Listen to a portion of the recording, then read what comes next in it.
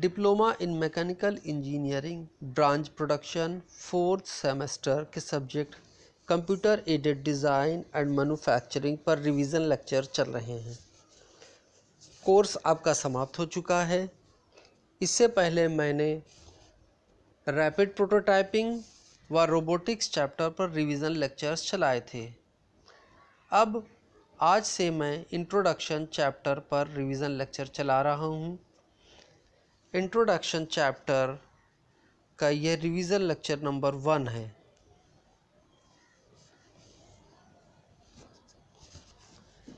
Introduction to CAD CAM CIM. CAD CAM का अर्थ है computer aided design and computer aided manufacturing, जबकि CIM का अर्थ है कंप्यूटर इंटीग्रेटेड मैन्युफैक्चरिंग। सिम एक विनिर्माण या मैन्युफैक्चरिंग प्रोसेस है जिसके अंतर्गत कैड, कैम तथा बिजनेस फंक्शंस आते हैं।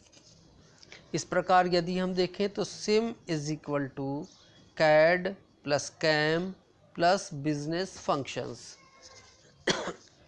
कैड का अर्थ होता है computer aided design and drafting, जबकि कैम का अर्थ होता है कंप्यूटर एडेड मैन्युफैक्चरिंग। और सिम के अंतर्गत वो सारे कार्य आ जाते हैं जो कि फैक्ट्री में कंप्यूटर के द्वारा किए जाते हैं, जिसके अंतर्गत कंप्यूटर एडेड डिज़ाइन, जो कि डिज़ाइनिंग प्रोसेस व एनालिसिस प्रोसेस कंप्यूटर पर किए जाते हैं, यह सिम के अंतर्गत आता है। इसके बाद कंप्यूटर एडेड मैन्युफैक्चरिंग, मैन्युफैक्चरिंग से रिलेटेड प्रोग्रामिंग व अन्य प्रकार के फंक्शंस जो कंप्यूटर के द्वारा मैन्युफैक्चरिंग में किए जाते हैं वह सिम के अंतर्गत आते हैं। और इसके अतिरिक्त वो सारे बिजनेस फंक्शन जिनको कंप्यूटर के द्वारा किया जाता है, जैसे ऑर्डर को प्लेस करना, मार्केट से सर्वे रिपोर्ट को कंप्यूटर पर एनालिसिस करना, अकाउंटिंग इत्यादि सारे कार्य बिजनेस फंक्शन में आते हैं जो कि सिम के अंदर इंक्लूडेड है। इस प्रकार CIM is equal to CAD plus CAM plus business function लिखा जा सकता है। अब आइए कैड को विस्तार से जानते हैं। कैड का अर्थ है computer aided design and drafting.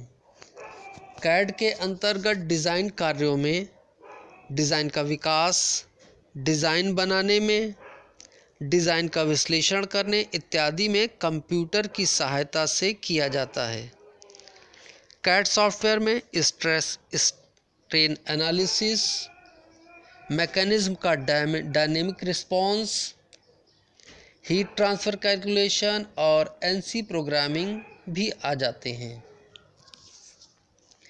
तो कैड का जो बेसिक कार्य है वो है डिज़ाइन बनाना और डिज़ाइन का डेवलपमेंट।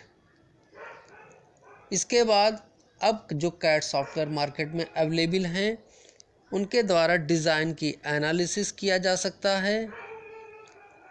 और इन सॉफ्टवेयर में अब स्ट्रेस स्ट्रेन एनालिसिस भी हो सकती है और जो मैकेनिज़्म हमने बनाया है उसको असेंबल करके उसका डायनामिक रिस्पॉन्स भी देख सकते हैं। अर्थात विभिन्न कंपोनेंट को हम अलग अलग बनाकर उसको असेंबल करके उसको कंप्यूटर में ही चलाकर उसका डायनामिक रिस्पॉन्स देख सकते हैं। इसके अलावा विभिन्न प्रकार की हीट कैलकुलेशंस भी कर सकते हैं। और पार्ट की डिज़ाइन बन जाने के बाद अब कुछ सॉफ्टवेयर ऐसे भी मार्केट में हैं जो कि एनसी प्रोग्रामिंग भी कर देते हैं।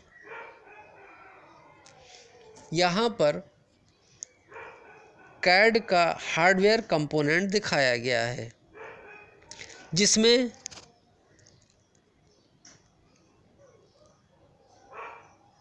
कैड का एक वर्क स्टेशन है। कैड के वर्क स्टेशन में ग्राफिक टर्मिनल्स होते हैं और इनपुट डिवाइसेस होती हैं जैसे कीबोर्ड, माउस, मॉनिटर, स्कैनर इत्यादि। यह सारा डेटा सीपीयू में इनपुट किया जाता है और CPU इसको स्टोर कर लेता है और प्रोसेस करके जब आवश्यकता होती है उसको आउटपुट डिवाइस पर प्रिंट लिया जा सकता है। Objectives of CAD.